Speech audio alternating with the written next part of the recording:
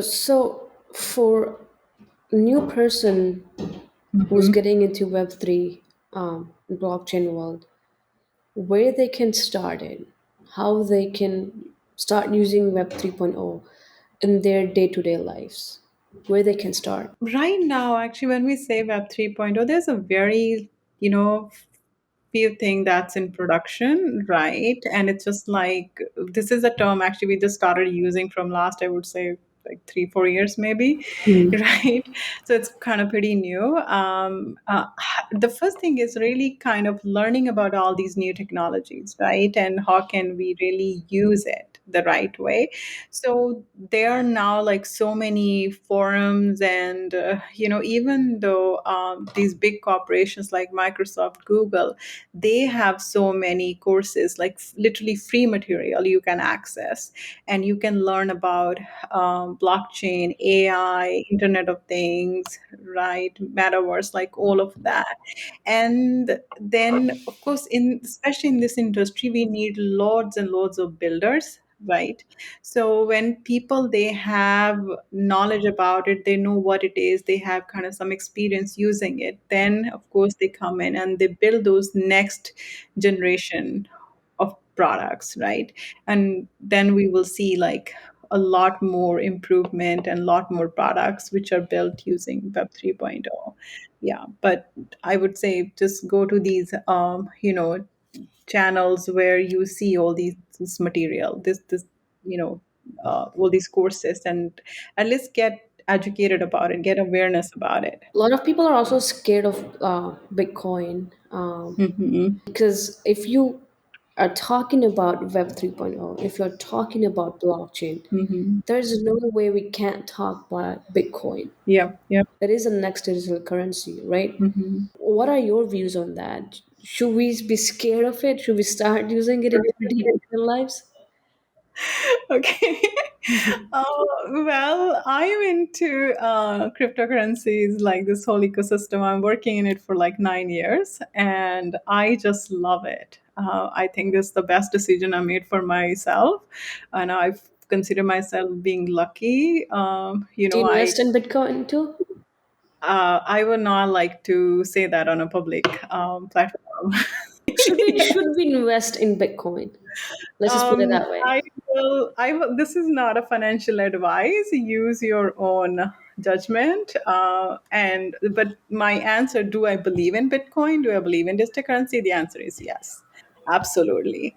I and uh, and I mean, tomorrow the value of Bitcoin may go to millions of dollars. Maybe it will be zero. I don't know that. But definitely the technology and this asset class that we have created, it has great potential. So I myself is a believer of, a, you know, a, a believer of like blockchain technology, distributed ledger technology, and I do believe these, cryptocurrencies does have this whole asset class that we created. It definitely has a future.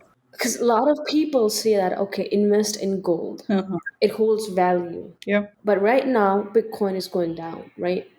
So should we invest in Bitcoin? Okay. I think I don't know like how to kind of give you a clear answer on that, because it's such a like controversial kind of thing sometimes.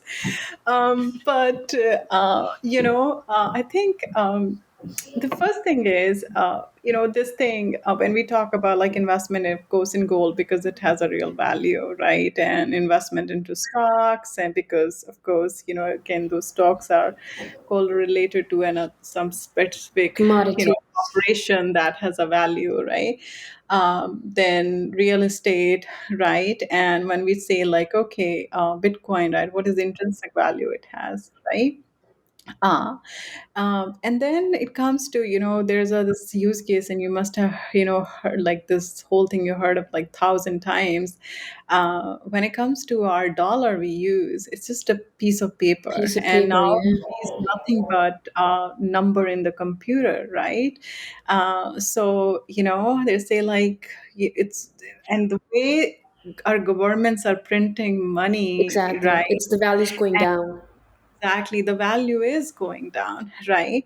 So there's this like whole philosophy behind it. Means the thing is, you get, dollar is basically based on faith. But I don't believe that that's even 100% true. That's partially true.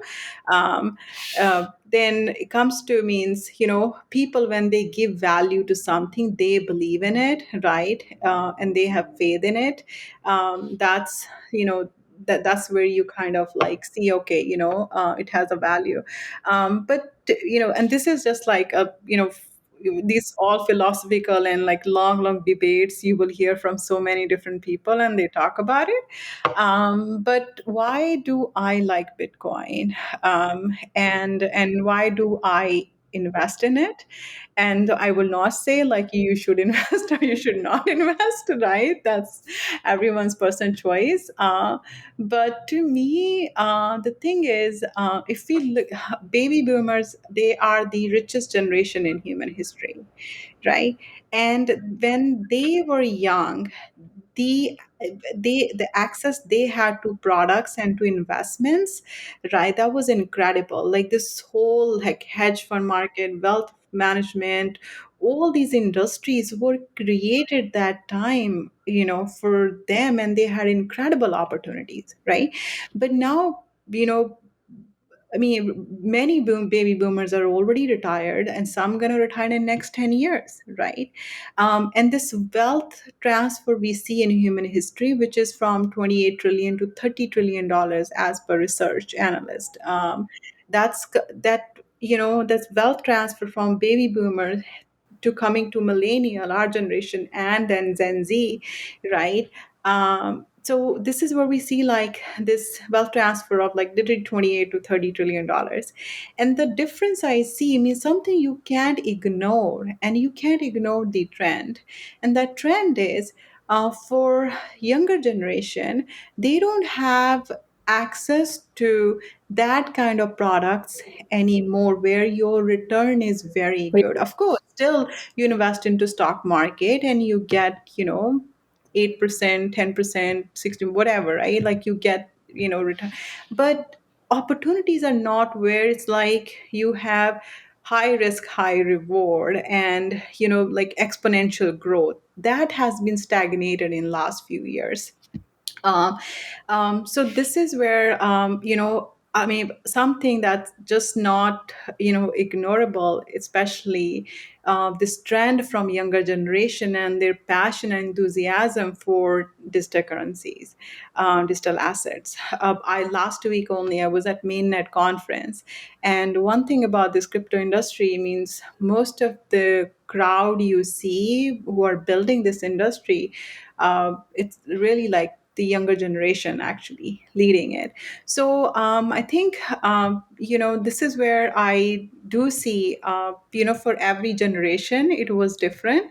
And for, like younger generation to have access to new asset classes where they get good return on their investments, we definitely need some more good products in the market, and digital asset is, one of that, um, you know investment class, you can say. But that specifically we can talk about, let's say Bitcoin, Ethereum, which are more like a blue chip, tokens or currencies now.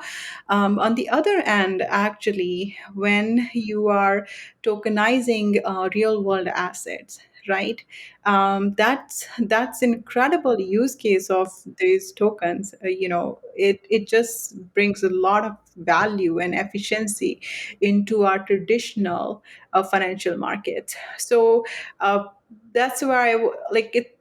cryptocurrency is not only limited to Bitcoin, Ethereum, Solana. Well, of course, Bitcoin was the first one, and being the first digital currency, it is, it holds a great value.